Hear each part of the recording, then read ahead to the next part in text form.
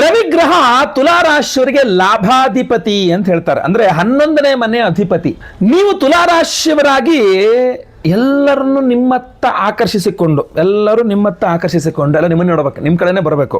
ರವಿಗ್ರಹನ ನಾವು ಉದ್ಯೋಗಕಾರಕ ಅಂತ ಕರಿತೀವಿ. ಸೊ ನೀವು ತುಲಾರಾಶಿ ಆದ್ರೆ ನಿಮಗೆ ಕರ್ಮಾಧಿಪತಿ ಚಂದ್ರ ಆಗಿರ್ಬೋದು, ಬಟ್ ಎಲ್ಲಾ ರಾಶಿನವ್ರಿಗೂ ಸಹ ಉದ್ಯೋಗಕಾರಕ ರವಿಗ್ರಹನೇ ಆಗಿರ್ತಾರೆ. ತುಲಾರಾಶಿಯವರಿಗೆ ರವಿಗ್ರಹದ ಒಂದು ವಿಶೇಷವಾದಂತಹ ರಹಸ್ಯಮಯ ಪ್ರಭಾವ ಇರುತ್ತೆ ತುಲಾರಾಶಿಯವರ ಮೇಲೆ. ರವಿಗ್ರಹಕ್ಕೆ ತುಲಾರಾಶಿಯವರಿಗೆ ರವಿಗ್ರಹ ಯಾಕೆ ಇಂಪಾರ್ಟೆಂಟು, ಬಹಳ ಮುಖ್ಯ.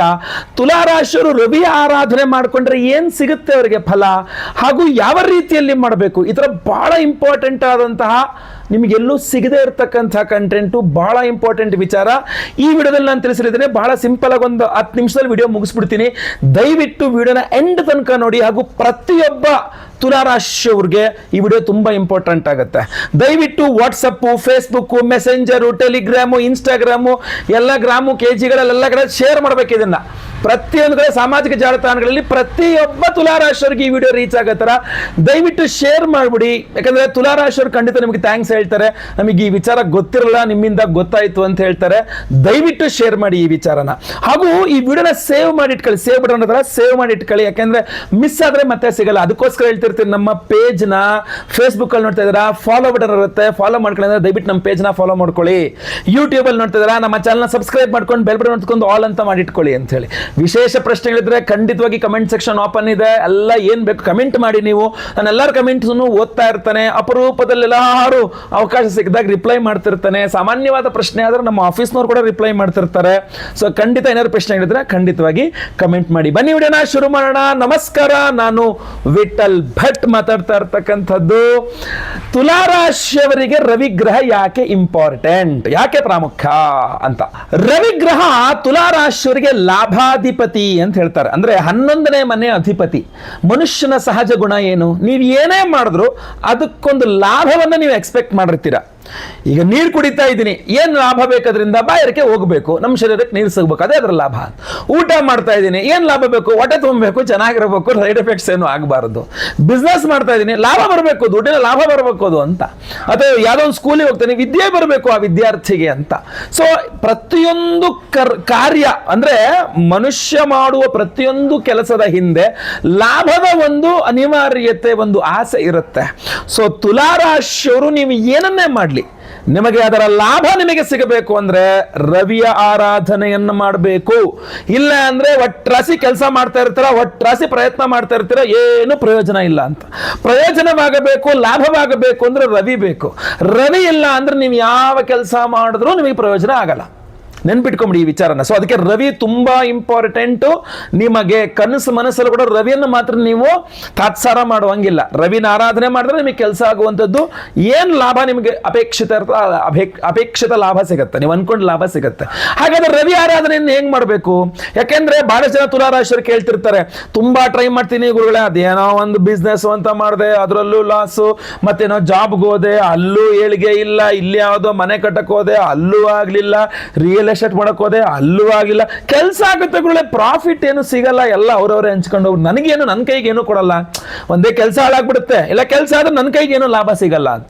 ಆ ಲಾಭ ನಿಮಗೆ ಸಿಗಬೇಕು ಅಂತಂದ್ರೆ ರವಿ ಆರಾಧನೆ ಮಾಡ್ಬೇಕು. ಇದೇ ರಹಸ್ಯಮಯವಾದ ವಿಚಾರ. ರವಿಯ ಆರಾಧನೆಯಿಂದ ಲಾಭ ಪ್ರಾಪ್ತಿ. ಈ ಲಾಭಗಳಲ್ಲಿ ಹಲವಾರು ವಿಧದ ಲಾಭಗಳಿದೆ. ನಿಮಗೆ ಹಣದ ಹರಿವು ಬರುವಂಥದ್ದು ಒಂದು ಲಾಭ.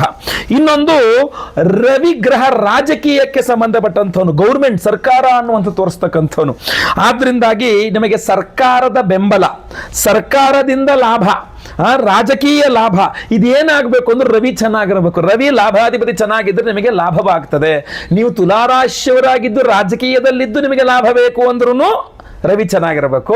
ನೀವು ಸರ್ವೇ ಸಾಮಾನ್ಯ ವ್ಯಕ್ತಿ ಆದ್ರೂ ಕೂಡ ಸರ್ಕಾರದಿಂದ ಏನೋ ಹೆಲ್ಪ್ ಆಗಬೇಕು, ಸರ್ಕಾರದಿಂದ ನನಗೇನೋ ಬರಬೇಕು, ಗೌರ್ಮೆಂಟಿಂದ ಏನೋ ಬರಬೇಕು, ಟ್ಯಾಕ್ಸ್ ವಿಚಾರದಲ್ಲಿ ಅನುಕೂಲ ಆಗಬೇಕು, ಮತ್ತೊಂದೇನೋ ವಿಚಾರದಲ್ಲಿ ಅನುಕೂಲ ಆಗಬೇಕು, ನಿಮಗೆ ರವಿ ಬಹಳ ಇಂಪಾರ್ಟೆಂಟ್. ನೆನ್ಪಿಟ್ಕೊಂಬಿಡಿ, ರವಿ ಇದ್ದದು ರಾಜಕೀಯದವ್ರದ್ದು ಲಾಭ. ನಮ್ಮ ಮಿನಿಸ್ಟರ್ನ ಹೋಗಿ ಭೇಟಿ ಮಾಡ್ತೀನಿ, ಕೆಲಸ ಆಗಬೇಕು, ನಮ್ಮ ಸಾಹೇಬ್ರನ್ನ ಹೋಗಿ ಭೇಟಿ ಮಾಡ್ತೀನಿ, ಕೆಲಸ ಆಗಬೇಕು, ನಮ್ಮ ಅಧ್ಯಕ್ಷರನ್ನ ಹೋಗಿ ಭೇಟಿ ಮಾಡ್ತೀನಿ, ಕೆಲಸ ಆಗಬೇಕು, ನಮ್ಮ ಅಧ್ಯಕ್ಷರು ನಮ್ಮ ಪರವಾಗಿ ಮಾತಾಡಬೇಕು, ನನ್ನ ಪರವಾಗಿ ನಿಂತ್ಕೊಳ್ಬೇಕು, ದೊಡ್ಡ ದೊಡ್ಡ ಅವಕಾಶಗಳು ನನಗೆ ಸಿಗಬೇಕು, ಒಳ್ಳೊಳ್ಳೆ ದೊಡ್ಡ ದೊಡ್ಡ ಅವಕಾಶ ಸಿಗಬೇಕು ಅಂದ್ರೂ ರವಿ ಚೆನ್ನಾಗಿರ್ಬೇಕು. ರವಿ ಚೆನ್ನಾಗಿಲ್ಲ ಅಂದ್ರೆ ನಿಮಗೆ ಅವಕಾಶಗಳು ಸಿಗೋದಿಲ್ಲ. ಸೊ ಆದ್ರಿಂದ ಅಂತ ಅದ್ಭುತವಾದ ರವಿಯನ್ನ ಯಾವ ರೀತಿಯಲ್ಲಿ ಆರಾಧನೆ ಮಾಡಬೇಕು, ಹೇಳ್ತೀನಿ, ವಿಡಿಯೋ ಎಂಡ್ ತನಕ ನೋಡಿ, ಜಾಸ್ತಿ ಟೈಮ್ ತಗೊಳ್ಳಲ್ಲ, ಹೇಳ್ತೀನಿ. ಇನ್ನು ಹಲವಾರು ವಿಚಾರಗಳು ಕವರ್ ಮಾಡಬೇಕಾಗಿದೆ. ನೀವು ತುಲಾರಾಶಿಯವರಾಗಿ ಎಲ್ಲರನ್ನು ನಿಮ್ಮತ್ತ ಆಕರ್ಷಿಸಿಕೊಂಡು ಎಲ್ಲ ನಿಮ್ಮನ್ನು ನೋಡಬೇಕು, ನಿಮ್ಮ ಕಡೆನೇ ಬರಬೇಕು. ಅದರಿಂದಾಗಿ ನಿಮಗೊಂದು ಲೀಡರ್ಶಿಪ್ ಕ್ವಾಲಿಟಿ ಅಥವಾ ಲೀಡರ್ಶಿಪ್ ಅವಕಾಶ, ಈ ಯಾರ್ಯಾರು ನಿಮ್ಮತ್ತ ಆಕರ್ಷಿತರಾಗಿ ಬಂದಿದ್ದಾರೋ ಅವರೆಲ್ಲರನ್ನೂ ನೀವು ಕಂಟ್ರೋಲ್ ಮಾಡುವ ಒಂದು ಲೀಡರ್ಶಿಪ್ ವಿಚಾರ ನಿಮಗೆ ಬರಬೇಕು ಅಂದರೆ ರವಿ ಆರಾಧನೆ ಬರಬೇಕು. ಯಾರಿಗೆ ತುಲಾರಾಶಿಯವರು ರವಿ ಆರಾಧನೆ ಮಾಡ್ತಾರೋ ಅವರಿಗೆ ಲೀಡರ್ಶಿಪ್ ಕ್ವಾಲಿಟೀಸ್ ಚೆನ್ನಾಗಿ ಸಿಗುತ್ತೆ, ಅವರು ಲೀಡರ್ ಕೂಡ ಆಗುತ್ತಾರೆ, ಎಲ್ಲರನ್ನೂ ಅವರತ್ತ ಆಕರ್ಷಿಸ್ಕೊಳ್ತಾರೆ. ಅಷ್ಟೇ ಅಲ್ಲ, ನಿಮ್ಮ ಮಾತಿನಲ್ಲಿ ತುಂಬ ಚೆನ್ನಾಗಿ ಪ್ರಭಾವ ಬೀರ್ತೀರ. ಅದ್ರ ಜೊತೆಗೆ ರಾಜಕೀಯ ಇರಬಹುದು, ಮೀಡಿಯಾ ಇರಬಹುದು, ಈ ಮ್ಯಾನೇಜ್ಮೆಂಟ್ ಅಂತ ಹೇಳ್ತಿರಲ್ಲ, ನಾವು ಇದು ಮ್ಯಾನೇಜ್ ಮಾಡ್ತೀವಿ ಅಂತ ಹೇಳ್ಬಿಟ್ಟು, ಆ ಮ್ಯಾನೇಜ್ಮೆಂಟ್ ಕ್ಷೇತ್ರಗಳಿಗೆಲ್ಲ ಸಹ ರವಿಯ ಆರಾಧನೆ ನಿಮಗೆ ಲಾಭವನ್ನು ಕೊಡಲಿದೆ.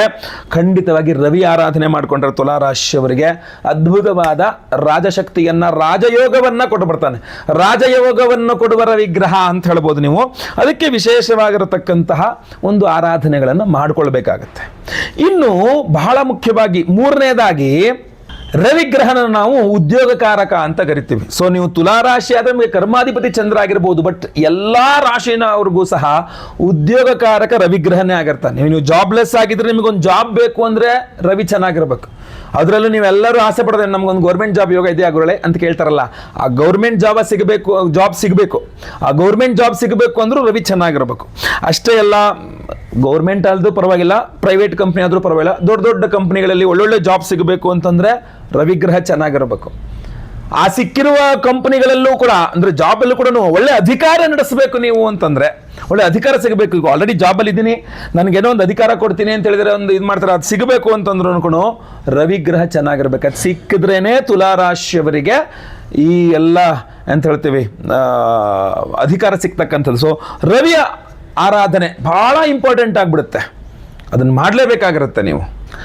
ಇನ್ನು ತುಲಾರಾಶಿಯವರಿಗೆ ರವಿಗ್ರಹ ಒಂದು ವಿಶೇಷವಾದ ಪರಿವರ್ತನೆ ಅಂದರೆ ಸ್ವಲ್ಪ ಲೇಟಾಗಿ ಅವನು ಫಲವನ್ನು ಕೊಡ್ತಾನೆ. ಅಂದರೆ ಆರಾಧನೆ ಶುರುವಾದ ಮೇಲೆ ಕೊಡ್ತಾನೆ. ಅಂದರೆ ನೀವು ತುಲಾರಾಶಿಯವರಾಗಿದ್ದು ಜೀವನದಲ್ಲಿ ಏಳಿಗೆ ಇಲ್ಲ, ಲಾಭ ಇಲ್ಲ, ಏನೂ ಇಲ್ಲ ಗುರುಗಳೇ ಅಂತ ಅನ್ಕೊಳ್ತಾ ಇದ್ರು ಕೂಡ ನಿಮಗೆ ಮೊದಲಿಗೆ ಕಷ್ಟವನ್ನು ಕೊಟ್ಟು ನಂತರ ಯಶಸ್ಸನ್ನು ಕೊಡ್ತಕ್ಕಂಥವನು ರವಿಗ್ರಹನಾಗಿರ್ತಾನೆ.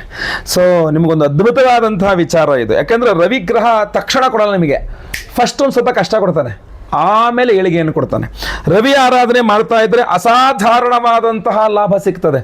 ನೀವು ತುಲಾರಾಶಿಯವರಾಗಿದ್ದು ಕಾಂಟ್ರಾಕ್ಟ್ಗಳೇನಾದ್ರು ಮಾಡ್ತಾ ಇದ್ರೆ, ಅದು ಗೌರ್ಮೆಂಟ್ ಕಾಂಟ್ರಾಕ್ಟ್ಗಳೆಲ್ಲ ಮಾಡ್ತಾ ಇರ್ತಕ್ಕಂಥ ತುಲಾರಾಶಿಯವರಾದ್ರಂತೂ ಅದ್ಭುತವಾದ ಲಾಭವನ್ನು ತುಲಾರಾಶಿಯವರಿಗೆ ರವಿಗ್ರಹನೇ ಕೊಡೋದು. ರವಿ ಆರಾಧನೆ ಮಾಡಿಕೊಂಡ್ರೆ ಎಲ್ಲ ರೀತಿಯಲ್ಲೂ ಕಾಂಟ್ರಾಕ್ಟ್ಗಳಲ್ಲಿ ಒಳ್ಳೆ ಪ್ರಾಫಿಟ್ಟು, ಬಿಸ್ನೆಸ್ಸಲ್ಲಿ ಒಳ್ಳೆ ಪ್ರಾಫಿಟ್ಟು, ಗೌರ್ಮೆಂಟ್ ಕಾಂಟ್ರಾಕ್ಟ್ಗಳಲ್ಲಿ ಒಳ್ಳೆ ಪ್ರಾಫಿಟ್ಟು, ದೊಡ್ಡ ದೊಡ್ಡ ಜನರ ಒಂದು ಪರಿಚಯ, ಅವರಿಂದ ಒಂದಿಷ್ಟು ಲಾಭ. ನನಗೆ ಆ ಅಧಿಕಾರಿ ಗೊತ್ತು, ಈ ಯಜಮಾನರು ಗೊತ್ತು, ನನಗೆ ಆ ಮಿನಿಸ್ಟ್ರ್ ಗೊತ್ತು, ಈ MLA ಗೊತ್ತು, ಈ MP ಗೊತ್ತು, ಎಲ್ಲ ತುಂಬ ಲಾಭವನ್ನು ಕೊಡ್ತಕ್ಕಂಥದ್ದು ಅಂತ. ಬಹುಮುಖ್ಯವಾಗಿ ಕೊನೆಯದಾಗಿ ಹೇಳಬೇಕು ಅಂತಂದ್ರೆ ತುಲಾರಾಶಿಯವರಿಗೆ ರವಿಗ್ರಹ ರಾಜಯೋಗವನ್ನು ಕೊಡ್ತಕ್ಕಂತಹ ಗ್ರಹನಾಗ್ಬಿಡ್ತಾನೆ. ಯಾವ ರೀತಿಯಲ್ಲಿ? ರವಿಗ್ರಹ ತುಲಾರಾಶಿಯವರಿಗೆ ಒಳ್ಳೆ ಹೆಸರನ್ನು ಕೊಡ್ತಕ್ಕಂಥನು ರವಿಗ್ರಹ, ಅದೇ ರೀತಿಯಲ್ಲಿ ಶಕ್ತಿಯನ್ನು ಕೊಡ್ತಕ್ಕಂಥನು ರವಿಗ್ರಹ. ನೀವು ದೊಡ್ಡ ದೊಡ್ಡ ಸಾಧನೆಯನ್ನು ಮಾಡಿದ್ರೆ ಆ ಸಾಧನೆಯನ್ನು ನಿಮ್ಮ ಹತ್ರ ಮಾಡಿಸ್ತಕ್ಕಂಥವನು ರವಿಗ್ರಹ. ಜನರ ಸಮರ್ಥನೆಯನ್ನು ನಿಮಗೆ ಕೊಡಿಸ್ತಕ್ಕಂಥವನು. ಯಾಕೆಂದ್ರೆ ನೀವೇನಾದ್ರು ಮಾಡಿದ್ರೆ ಯಾರು ಸಪೋರ್ಟ್ ಇದೆ ನಿಮಗೆ ಅಂತ ನೋಡ್ಕೊಳ್ತಾರೆ. ನಿಮಗೆ ತುಂಬಾ ಜನರ ಸಪೋರ್ಟ್ ಇದ್ರೆ ನಿಮ್ಮ ಸವಾಸ ಬಂದ್ರೆ ನಿಮ್ಗೆ ತೊಂದರೆ ಕೊಡೋಕೆ ಬರಲ್ಲ. ಸೊ ಜನರ ಸಮರ್ಥನೆ ನಿಮಗೆ ಕೊಡ್ತಕ್ಕಂಥವನು ರವಿಗ್ರಹನಾಗಿರ್ತಾನೆ. ಶಕ್ತಿಯನ್ನ, ದೊಡ್ಡ ಸಮರ್ಥನೆಯನ್ನು, ದೊಡ್ಡ ಸ್ಥಾನವನ್ನು, ಜನರ ಸಮರ್ಥನೆಯನ್ನು, ಒಳ್ಳೆಯ ಹೆಸರನ್ನು ಕೊಡ್ತಕ್ಕಂಥವನು ರವಿಗ್ರಹನಾಗಿರ್ತಾನೆ. ತುಲಾರಾಶಿಯವರಿಗೆ ಅಷ್ಟೇ ಅಲ್ಲ, ಹಣ, ಹೆಸರು, ಅಧಿಕಾರ ಇದೆಲ್ಲದನ್ನು ಕೊಟ್ಟು ರಾಜಯೋಗವನ್ನು ಕೊಡ್ತಕ್ಕಂಥವನು ತುಲಾರಾಶಿಯವರಿಗೆ ರವಿಗ್ರಹನಾಗಿರ್ತಾನೆ. ಅಂತಹ ರವಿಗ್ರಹನನ್ನು ಯಾವ ರೀತಿಯಲ್ಲಿ ಆರಾಧನೆ ಮಾಡಬೇಕು ತುಲಾರಾಶಿಯವರು ಅನ್ನೋದು ಕೂಡ ಇದು ಬಹಳ ಇಂಪಾರ್ಟೆಂಟ್ ವಿಚಾರ ಆಗಿರುತ್ತೆ. ಸೂರ್ಯಗ್ರಹಣ ಆರಾಧನೆ ವಿಶೇಷ ಪರಿಹಾರಗಳಲ್ಲಿ ಎಕ್ಕೆ ಗಿಡದ ಪ್ರಾಮುಖ್ಯತೆ ಬಹಳ ಜಾಸ್ತಿ ಇದೆ. ನೀವು ಭಾನುವಾರ ದಿನ ನಿಮ್ಮ ಮನೆ ಹತ್ರ ಎಲ್ಲರೂ ಒಂದು ಎಕ್ಕೆ ಗಿಡ ಎಲ್ಲರೂ ನೋಡಿ ಇಟ್ಕೊಳ್ಬೇಕು, ಅಥವಾ ಯಾವ್ದಾದ್ರು ದೇವಸ್ಥಾನ ಇದ್ದರೆ ಮನೆ ಹತ್ರ ಆ ಎಕ್ಕೆ ಗಿಡ ಇದೆಯಾ ಅಂತ ನೋಡ್ಕೊಳ್ಬೇಕು. ಆ ಎಕ್ಕೆ ಗಿಡವನ್ನು ಭಾನುವಾರದ ದಿವಸ ಪೂಜೆ ಮಾಡ್ತಕ್ಕಂಥದ್ದು ಇದೆಯಲ್ಲ, ಬಹಳ ವಿಶೇಷವಾಗಿರುತ್ತೆ. ಒಂದು ಸ್ವಲ್ಪ ಕೆಂಪು ಕಲರ್ ಹೂವು, ಒಂದು ಸ್ವಲ್ಪ ಕುಂಕುಮ ಹಾಕಿ ಕಲಸಿದ ಅಕ್ಷತೆ ಹಾಗೂ ಅರಿಶಿನ ಕುಂಕುಮ, ಒಂದು ಲೋಟ ಉದ್ಧರಣೆ ಪಂಚಪಾತ್ರೆ ನೀರು, ಇಷ್ಟು ತೊಗೊಂಡು ಒಂದು ಪ್ಲೇಟಲ್ಲಿ ಇದಿಷ್ಟು ಇಟ್ಕೊಂಡು ತೊಗೊಂಡು ಹೋಗಿ ಆ ಎಕ್ಕೆ ಗಿಡಕ್ಕೆ ಅರಿಶಿನ ಕುಂಕುಮ ಹಚ್ಚಿ ಅಕ್ಷತೆ ಹಾಕಿ ನೀವು ನೀರನ್ನು ಹಾಕಿ ಆ ತಾಮ್ರದ ಚೆಂಬಲ್ಲಿ ನೀರು ಹಾಕಿರೋದು ತುಂಬ ವಿಶೇಷ. ಕೆಂಪು ಹೂಗಳಿಂದ ಅರ್ಚನೆ ಮಾಡಿ ಸೂರ್ಯನಾರಾಯಣಾಯ ನಮಃ ಅಂತ ಬಹಳ ವಿಶೇಷವಾಗಿರುತ್ತೆ. ಭಾನುವಾರಗಳಲ್ಲಿ ಎಕ್ಕೆ ಗಿಡಕ್ಕೇನಾದರೂ ಪೂಜೆ ಮಾಡಿದರೆ ನೀವು ಸೂರ್ಯನ ದೋಷಗಳು ಪರಿಹಾರವಾಗಿ ರವಿಗ್ರಹ ಅನುಗ್ರಹವಾಗಿಬಿಡುತ್ತೆ. ಅಷ್ಟೇ ಅಲ್ಲ, ನೀವು ಅದೇ ಒಂದು ಗಿಡಕ್ಕೆ ನೀವೊಂದು ಕೆಂಪು ದಾರವನ್ನು ನೀವು ಮನಸ್ಸಲ್ಲಿ ಏನೋ ಸಂಕಲ್ಪ ಮಾಡಿಕೊಂಡು ಅದನ್ನು ಆ ಗಿಡಕ್ಕೆ ಕಟ್ಟು ಬಂದರೂ ಕೂಡ, ಕಟ್ಬಿಟ್ಟು ನನಗೆ ಇಷ್ಟು ಕೆಲಸ ಆಗಬೇಕು ಅಂತ ಅಂದ್ಕೊಂಡು ಕಟ್ಬಿಟ್ಟು ಬಂದರೂ ಕೂಡ ಕೆಂಪು ದಾರ, 3 ಎಳೆ ದಾರ ತುಂಬ ಚೆನ್ನಾಗಿ ನಿಮ್ಮ ಕಾರ್ಯಸಿದ್ಧಿ ತುಂಬ ಚೆನ್ನಾಗಾಗುತ್ತೆ. ಫಸ್ಟ್ 9 ಭಾನುವಾರಗಳು ಪೂಜೆ ಮಾಡಬೇಕು, 9ನೇ ಭಾನುವಾರ ಕಟ್ಟಬೇಕು, ಗೊತ್ತಾಯ್ತಲ್ವ? ಆವಾಗ ನಿಮ್ಮ ಕಾರ್ಯಸಿದ್ಧಿ ತುಂಬ ಚೆನ್ನಾಗಿ ಆಗ್ತಕ್ಕಂಥದ್ದು. ಇಲ್ಲ ನೀವೇ ಕೈಯಲ್ಲಿ ಕಟ್ಕೊಳ್ತೀನಿ ಅಂದ್ರೂ ಒಂದು 3 ಎಳೆ ಅಥವಾ 9 ಎಳೆ ಇದನ್ನು ಕೆಂಪು ದಾರವನ್ನು ನವಗ್ರಹ ಮಧ್ಯದಲ್ಲಿ ಸೂರ್ಯ ಇರ್ತಾನೆ, ಸೂರ್ಯನ ಬುಡದಲ್ಲಿ ಆ ದಾರದುಂಡೆ ಇಟ್ಟಿಸಿ ಅದಕ್ಕೆ ಪೂಜೆಗಳು ಅಭಿಷೇಕಗಳು ಮಾಡಿ, ಅದು ಒದ್ದೆ ಆದರೂ ಇನ್ನೂ ಒಳ್ಳೆಯದೇ. ಸೂರ್ಯನ ಅಭಿಷೇಕ ಮಾಡಿದ ನೀರಿನಲ್ಲಿ ಅದು ಒದ್ದೆ ಆದರೂ ತುಂಬ ಒಳ್ಳೆಯದು, ಇದಾಯ್ತಲ್ವಾ? ಸೊ ಅದು ಆಮೇಲೆ ಕುಂಕುಮಾರ್ಚನೆ ಮಾಡಿಸಿ ಅಷ್ಟೋತ್ತರ ಪೂಜೆ ಮಾಡಿಸಿ ನಂತರ ಅಭಿಮಂತ್ರಿತವಾದ ಆ ದಾರವನ್ನು ನಿಮ್ಮ ಕೈಗೆ ಬಲಗೈಯಲ್ಲಿ ಕಟ್ಕೊಳ್ತಕ್ಕಂಥದ್ದು ಇದೆಯಲ್ಲ, ರವಿಯ ಒಂದು ಅದ್ಭುತವಾದ ರಕ್ಷಣೆ ಯಾವಾಗಲೂ ಸಹ ನಿಮಗೆ ಇರ್ತದೆ, ಯಾವಾಗೂ ಬೇಕಾಗಿರ್ತಕ್ಕಂಥದ್ದು ಅಂತ. ಇದ್ರ ಜೊತೆಗೆ 3ನೇದಾಗಿ ಭಾನುವಾರದ ದಿವಸ ಬಹಳ ಮುಖ್ಯವಾಗಿ ಈಶ್ವರ ಆರಾಧನೆ, ಅಥವಾ ಭಾನುವಾರದ ದಿವಸ ನಾರಾಯಣ, ಶ್ರೀಮನ್ನಾರಾಯಣ, ಸೂರ್ಯನಾರಾಯಣ ಅನ್ನುವ ಹೆಸರಿನಲ್ಲಿ. ಈಗ ನೀವು ನಾರಾಯಣನ ಹೆಸರಿನಲ್ಲಿ ಪೂಜೆ ಮಾಡಬೇಕು, ಜಪ ಮಾಡಬೇಕು, ಆರಾಧನೆ ಮಾಡಬೇಕು ಅಂದರೆ ಓಂ ಸೂರ್ಯನಾರಾಯಣಾಯ ನಮಃ ಈ ಒಂದು ಮಂತ್ರವನ್ನು ಪ್ರತಿ ಭಾನುವಾರ ಒಂದು 1008 ಸಲ ಜಪ ಮಾಡಬೇಕು, ಆಯ್ತಲ್ವ? ತುಂಬ ಒಳ್ಳೆಯದು. ಇಲ್ಲ ಬರೀರಿ, ಒಂದು ಪೆನ್ ತಗೊಂಡು ಬರೀರಿ, ಓಂ ಸೂರ್ಯನಾರಾಯಣಾಯ ನಮಃ 333 ಬಾರಿ ಬರೀರಿ, ತುಂಬ ಅನುಕೂಲ ಆಗ್ತಕ್ಕಂಥದ್ದು. ಈಶ್ವರ ಆರಾಧನೆ ಮಾಡಬೇಕಾದ್ರೆ ರುದ್ರ ತ್ರಿಶತಿ ಅಂತ ಹೇಳ್ತಾರೆ. ಆ ರುದ್ರ ತ್ರಿಶತಿ ಮಂತ್ರಗಳಿಂದ ಈಶ್ವರ ದೇಗುಲದಲ್ಲಿ ಬಿಲ್ವ ಪತ್ರೆಯಿಂದ ಈಶ್ವರನಿಗೆ ಭಾನುವಾರದ ದಿವಸ ವಿಶೇಷವಾಗಿ ಆರಾಧನೆ ಮಾಡಿ ಅಲ್ಲಿ ಸೂರ್ಯನ ಅಷ್ಟೋತ್ತರವನ್ನು ನೀವು ಪಠನೆ ಮಾಡಿಕೊಳ್ತಕ್ಕಂಥದ್ದು, ಆ ಕೆಂಪು ದಾರವನ್ನು ಅಲ್ಲಿಟ್ಟು ಅದನ್ನು ಕೈ ಕಟ್ಕೊಳ್ತಕ್ಕಂಥದ್ದು ಕೂಡ ನಿಮಗೆ ತುಂಬ ಅನುಕೂಲ ಆಗ್ತಕ್ಕಂಥ ಒಂದು ಪರಿಹಾರವಾಗಿರುತ್ತೆ. ಈ ಎಲ್ಲ ಸಿಂಪಲ್ ಪರಿಹಾರಗಳ ಜೊತೆಯಲ್ಲಿ ನೀವು ಆದಿತ್ಯ ಹೃದಯ ಸ್ತೋತ್ರ ಪಠನ ಇರಬಹುದು, ರವಿಗ್ರಹ ಸ್ತೋತ್ರ ಪಠನ ಇರಬಹುದು, ಕೆಂಪು ವಸ್ತ್ರದಲ್ಲಿ ಗೋಧಿ ದಾನ ಮಾಡ್ತಕ್ಕಂಥದ್ದು ಇರಬಹುದು, ಇದೆಲ್ಲ ವರ್ಕೌಟ್ ಆಗುತ್ತೆ, ಕೆಲಸ ಮಾಡುತ್ತೆ. ಬಟ್ ಪವರ್ಫುಲ್ ಆಗಿರ್ತಕ್ಕಂಥದ್ದು ಬೇಕು ಅಂತಂದರೆ ಒಂದು ವಿಶೇಷವಾದ ರತ್ನ ಇದೆ. ಆ ವಿಶೇಷವಾದ ರತ್ನವೇ ಇದು ರಾಜವರ್ಧನ ಮಣಿ ಅಂತ. ಸೊ ಈ ರಾಜವರ್ಧನ ಮಣಿ ಅನ್ನುವಂಥದ್ದು ಬಹಳ ವಿಶೇಷವಾಗಿರ್ತಕ್ಕಂಥ ರವಿಯ ಅನುಗ್ರಹವನ್ನು ಕೊಡುವ ಶಕ್ತಿ ಇರತಕ್ಕಂಥ ರತ್ನ. ಈ ರಾಜವರ್ಧನ ಮಣಿ ರಾಜಯೋಗವನ್ನು ಜೀವನದಲ್ಲಿ ವೃದ್ಧಿ ಮಾಡ್ತದೆ ಅಂತ ಹೇಳ್ತಾರೆ. ರವಿ ಅನುಗ್ರಹ ತುಂಬ ಚೆನ್ನಾಗಿ ಬರ್ತದೆ, ಆಯ್ತಲ್ವಾ? ಸೊ ಈ ಒಂದು ವಿಶೇಷವಾದಂತಹ ರಾಜವರ್ಧನ ಮಣಿಯ ಉಂಗುರವನ್ನು ನಾವು ಪ್ರತಿಯೊಬ್ಬರಿಗೂ ಕೊಡ್ತಾ ಇದ್ದೇವೆ, ರಿಗಾರ್ಡ್ಲೆಸ್ ಯಾವುದೇ ರಾಶಿಯವ್ರು ನೀವು ಬೇಕಾದ್ರೂ ಆಗಿರಲಿ, ಯಾವ ನಕ್ಷತ್ರದವ್ರು ಬೇಕಾದ್ರೂ ಆಗಿರಲಿ, ರವಿಯ ಅನುಗ್ರಹ ಬೇಕಾ, ರಾಜವರ್ಧನ ಮಣಿಯನ್ನು ಧಾರಣೆ ಮಾಡ್ಕೊಳ್ಬಹುದಾಗಿರ್ತದೆ. ನಾವು ಈ ವಿಶೇಷವಾದಂತಹ ರಾಜವರ್ಧನ ಮಣಿಯನ್ನ ಇದೇ ಜನವರಿ 18ನೇ ತಾರೀಕು ಅಮಾವಾಸ್ಯೆ ಭಾನುವಾರ ದಿವಸ, ಯಾಕಂದ್ರೆ ಭಾನುವಾರ ರವಿಯ ವಾರದ ದಿವಸ ಅಮಾವಾಸ್ಯೆ ಜನವರಿ 18ನೇ ತಾರೀಕೆ ವಿಶೇಷವಾದಂತಹ ಹೋಮಗಳಲ್ಲಿ ಎನರ್ಜೈಸ್ ಮಾಡ್ತಾ ಇದ್ದೇವೆ. ಗಮನಿಸಬೇಕು ನೀವು ಇದನ್ನ. ಅದರಲ್ಲಿ ಮೊಟ್ಟ ಮೊದಲನೆಯದು ಸಹಸ್ರ ರವಿಶಾಂತಿ ಹೋಮ. 1008 ಸಂಖ್ಯೆಯಲ್ಲಿ ರವಿಗ್ರಹಕ್ಕೆ ಹೋಮವನ್ನು ಮಾಡಿ ಆ ರಾಜವರ್ಧನ ಮಣಿಯನ್ನ ಆ ರವಿಶಾಂತಿ ಹೋಮದಲ್ಲೇ ಎನರ್ಜೈಸ್ ಮಾಡ್ತಕ್ಕಂಥದ್ದು. ರವಿಯ ವಾರ ರಾಜವರ್ಧನ ಮಣಿಯನ್ನ ಸಹಸ್ರ ರವಿಶಾಂತಿಯಲ್ಲಿ ಎನರ್ಜೈಸ್ ಮಾಡಿ ನಿಮಗೆ ಕೊಟ್ಟಾಗ ಇದನ್ನು ನೀವು ನಿಮ್ಮ ಉಂಗುರದ ಬೆರಳಲ್ಲಿ ಧಾರಣೆ ಮಾಡಿಕೊಳ್ತಕ್ಕಂಥದ್ದು ಬಹಳ ಪವರ್ಫುಲ್ ಆಗಿರ್ತದೆ, ಒಳ್ಳೆ ಶಕ್ತಿಯನ್ನು ಕೊಡ್ತದೆ, ರವಿಯ ಅನುಗ್ರಹವನ್ನು ಕೊಡ್ತದೆ. ಬರೀ ಅಷ್ಟೇ ಅಲ್ಲ, ಇನ್ನೂ ಇದೆ, ಬಹಳ ವಿಶೇಷವಾದ ಹೋಮಗಳನ್ನು ಮಾಡ್ತಾ ಇದ್ದೇವೆ ಅವತ್ತಿನ ದಿವಸ. ಅಶ್ವಾರೂಢ ಪಾರ್ವತಿ ಮಂತ್ರ ಹೋಮ ಅಂತ ಮಾಡ್ತಾ ಇದ್ದೇವೆ. ಒಂದು ಅದ್ಭುತವಾದ ವಿಶೇಷವಾದ ನಿಗೂಢವಾದಂತಹ ಹೋಮ ಅಶ್ವಾರೂಢ ಪಾರ್ವತಿ ಹೋಮ. ಹಿಂದೆ ರಾಜಮಹಾರಾಜರು ಕೂಡ ಮಾಡ್ತಾ ಇದ್ರು. ಅದ್ಭುತವಾದಂತಹ ರಾಜಸಿಂಹಾಸನ, ಆ ಯೋಗ ಫಲಗಳು ಬೇಕು, ಗೆಲ್ಲಬೇಕು ಅನ್ನುವಂಥ, ಕೈ ಹಾಕಿದ ಕೆಲಸಗಳಲ್ಲಿ ಸಕ್ಸಸ್ ಆಗಬೇಕು, ಯುದ್ಧಗಳನ್ನು ಗೆಲ್ಲಬೇಕು, ಎಲ್ಲ ಕಡೆ ಜಯವೇ ಬರಬೇಕು, ಜಯ ನಮ್ಮ ಬೆನ್ನ ಹಿಂದೆ ಇರಬೇಕು ಅನ್ನುವ ಕಾರಣಕ್ಕೆ, ಯಾವುದೇ ಕೆಲಸಗಳು ಸರಾಗವಾಗಿ ಸಾಗಬೇಕು ಅನ್ನುವ ಕಾರಣಕ್ಕೆ, ಆ ರಾಜಯೋಗ ನಿಮಗೆ ಸಿಗಬೇಕು ಅನ್ನುವುದಕ್ಕೆ ಅದ್ಭುತವಾದಂತಹ ಪರಿಹಾರ ನಿಮಗೆ ಅಶ್ವಾರೂಢ ಪಾರ್ವತಿ ಮಂತ್ರ. ಆ ಅಶ್ವಾರೂಢ ಪಾರ್ವತಿ ಮಂತ್ರದಲ್ಲಿ ಈ ಒಂದು ರಾಜವರ್ಧನ ಮಣಿಯನ್ನ ವಿಶೇಷವಾಗಿ ನಾವು ಎನರ್ಜೈಸ್ ಮಾಡಿ ಕಳಿಸ್ಕೊಡ್ತಾ ಇದ್ದೇವೆ. ಸೊ ಸಹಸ್ರ ರವಿ ಶಾಂತಿ ಹೋಮ, ಅಶ್ವಾರೂಢ ಪಾರ್ವತಿ ಹೋಮ. ಅಮಾವಾಸ್ಯೆ ದಿವಸ ನಾವು ಸಾಮಾನ್ಯವಾಗಿ ಮಾಡ್ತಕ್ಕಂಥದ್ದು ಯಾವುದು? ಈ ಮಾಟ ಮಂತ್ರಗಳು, ದೃಷ್ಟಿದೋಷಗಳು, ಶತ್ರುಬಾಧೆಗಳು, ಈ ತೊಂದರೆ ಕೊಡ್ತಕ್ಕಂಥ ಎಲ್ಲ ನೆಗೆಟಿವ್ ಎನರ್ಜೀಸ್ ದೂರ ಆಗಬೇಕು ಅಂತ. ಅದೇ ಕಾರಣಕ್ಕೋಸ್ಕರ ಅಘೋರಾಸ್ತ್ರ ಹೋಮವನ್ನು ಸಹ ಮಾಡ್ತಾ ಇದ್ದೇವೆ. ಆ ಅಘೋರಾಸ್ತ್ರ ಹೋಮದಲ್ಲೂ ಸಹ ಈ ಒಂದು ರಾಜವರ್ಧನ ಮಣಿ ಅಮಾವಾಸ್ಯೆ ವಿಶೇಷ ಹೋಮಗಳಲ್ಲಿ ಎನರ್ಜೈಸ್ ಆಗಿರುತ್ತೆ. ಅದ್ರ ಜೊತೆಗೆ ಅವಿವಾಹಿತರಿಗೆ ವಿವಾಹ ಸಿದ್ಧಿಯಾಗಬೇಕು, ವಿವಾಹಿತರಿಗೆ ಅನ್ಯೋನ್ಯ ಸುಖ ದಾಂಪತ್ಯ ಜೀವನ ಸಿಗಬೇಕು. ಸ್ವಯಂವರ ಪಾರ್ವತಿ ಮಂತ್ರ ಹೋಮವನ್ನು ಮಾಡ್ತಾ ಇದ್ದೇವೆ. ನಿಮಗೆ ಗುರುಬಲ ಇಲ್ಲ, ಗುರುಬಲ ಸಿಗುವಂಗಾಗಬೇಕು, ಅಥವಾ ಗುರುಬಲ ಇದೆ, ಗುರುಬಲ ಕೆಲಸ ಮಾಡ್ತಾ ಇಲ್ಲ, ಆ ಗುರುಬಲ ಕೆಲಸ ಮಾಡುವಂಗಾಗಬೇಕು. ಗುರುಶಾಂತಿ ಮಾಡ್ತಾ ಇದ್ದೇವೆ.